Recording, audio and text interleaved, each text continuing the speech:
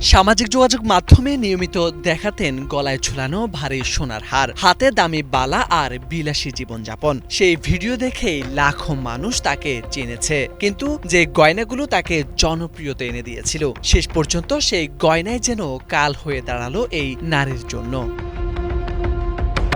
Content creator রচনা গুর্জর প্রায় নিজের পারিবারিক জীবন, গ্রামের পরিবেশ এবং সোনার অলংকারে সাজানো ভিডিও সামাজিক যোগাযোগ মাধ্যমে প্রকাশ করতেন। বিশেষ করে তার বিপুল পরিমাণ সোনা রূপার গয়নার প্রদর্শনী দর্শকদের দৃষ্টি কাড়ত সবচেয়ে বেশি।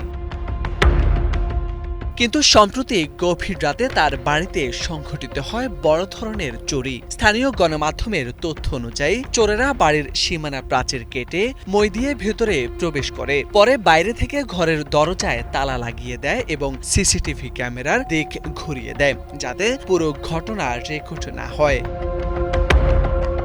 ভারতের মধ্যপ্রদেশের জনপ্রিয় নারী ইনফ্লুয়েন্সার রচনা গুর্জর সকালে ঘুম থেকে উঠে দেখতে পান বাসার সব গয়না ও মূল্যবান সামগ্রী উধাও। প্রশাসনের শরণাপন্ন হলে ঘটনার তদন্ত শুরু করে পুলিশ। চুরির ঘটনার পর সামাজিক যোগাযোগ মাধ্যমে শুরু হয়েছে নানা আলোচনা। অনেকেই বলছেন নিয়মিত গয়না ও সম্পদের প্রদর্শনী হয়তো অপরাধীদের নজর কাড়ে। তবে এসব আলোচনা উড়িয়ে দিয়ে রচনা গুর্জর বলেছেন, নিজের পরিশ্রমে অর্জিত সম্পদ দেখানো কোনো অপরাধ নয়। চুরির দায় কেবল চোরের, ভুক্তভোগীর নয়।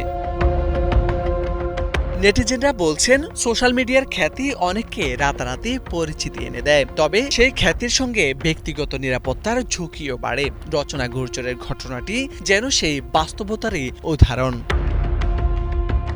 মোর্শেদা আলম, বাংলা ভিশন।